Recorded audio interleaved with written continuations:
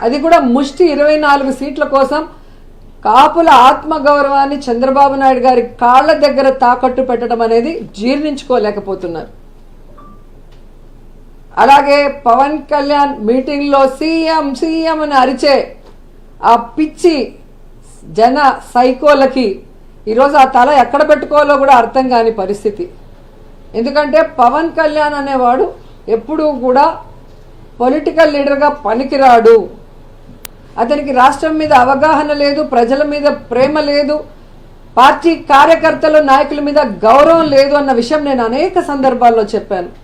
ఎందుకంటే ఒక కార్యకర్త ఒక నాయకుడు గౌరవంగా ఉండాలి అంటే అది వైఎస్ఆర్ కాంగ్రెస్ పార్టీలో జగనన్న నాయకత్వంలోనే కుదురుతుంది. సొంత జెండా సొంత అజెండాతో ప్రజలకి మంచి చేస్తూ నేను వైఎస్ఆర్ కాంగ్రెస్ పార్టీ నాయకుడిని, నేను వైఎస్ఆర్ కాంగ్రెస్ పార్టీ కార్యకర్తని అని గర్వంగా చెప్పుకునే విధంగా కాలర్ ఎగరేసి గ్రామాల్లో వార్డులో తిరిగే విధంగా ఈరోజు జగన్మోహన్ రెడ్డి గారు ఇచ్చిన మాటకి కట్టుబడి పరిపాలిస్తుంటే తెలుగుదేశం వాళ్ళు జనసేన వాళ్ళు గ్రామాల్లో వార్డుల్లోకి వెళ్ళటానికి కూడా భయపడే పరిస్థితి. ఎందుకంటే చంద్రబాబు నాయుడు ఏ రోజు కూడా చెప్పిన మాట మీద నిలబడలేదు, ఇచ్చిన మేనిఫెస్టోకి కట్టుబడి ప్రజలకి చేయలేదు. అలాగే పవన్ కళ్యాణ్ ఎప్పుడు ఏం మాట్లాడతాడో ఆయన పార్టీ పెట్టిన రోజు నుంచే మీరు చూస్తే అర్థమవుతుంది. పార్టీ పెడతాడు కానీ కంటెస్ట్ చేయడు. సింగిల్గా కంటెస్ట్ చేస్తే తాను కంటెస్ట్ చేసిన 2 చోట్ల ఓడిపోతాడు. ఇప్పుడు బీజేపీతో పొత్తులో ఉన్నాను ఎన్డీఏలో అంటాడు, ఇక్కడేమో బీజేపీతో సంబంధం లేకుండా తెలుగుదేశం పార్టీతో పొత్తు పెట్టుకోవడం చూస్తుంటే ఇతనికి ఏమైనా విలువలు ఉన్నాయా అని అర్థం చేసుకోవాలి రాష్ట్ర ప్రజలను కూడా ఈ సందర్భంగా తెలియజేసుకుంటున్నా.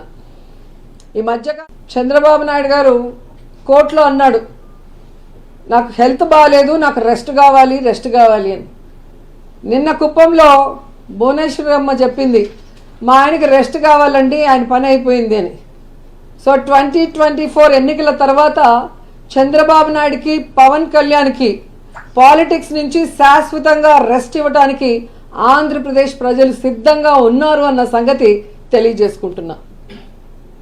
టీడీపీ జనసేన ఉమ్మడి జాబితా రిలీజ్ అయిన తర్వాత జగన్మోహన్ రెడ్డి గారు చెప్పే వై నాట్ 175 ఎందుకు రీచ్ కాలేము అనేది ఎవరికి కూడా డౌట్ లేదు. ఖచ్చితంగా రీచ్ అవుతాం 175కి 175 అని ఈరోజు వైఎస్ఆర్సీపీ శ్రేణులంతా చాలా చాలా హ్యాపీగా ఉన్నారు. ఎప్పుడైనా ఒక పార్టీ జాబితా రిలీజ్ అయినప్పుడు ఆ పార్టీలో ఉన్న కార్యకర్తలు నాయకులు సంబరాలు చేసుకుంటారు. అదేంటో కానీ టీడీపీ జనసేన జాబితా విడుదల చేసిన తర్వాత టీడీపీ జనసేన కార్యకర్తలు నాయకులు ఏడుస్తుంటే వైఎస్ఆర్సీపీ కార్యకర్తలు నాయకులు డబుల్ హ్యాపీగా సంబరాలు చేసుకుంటున్నారు.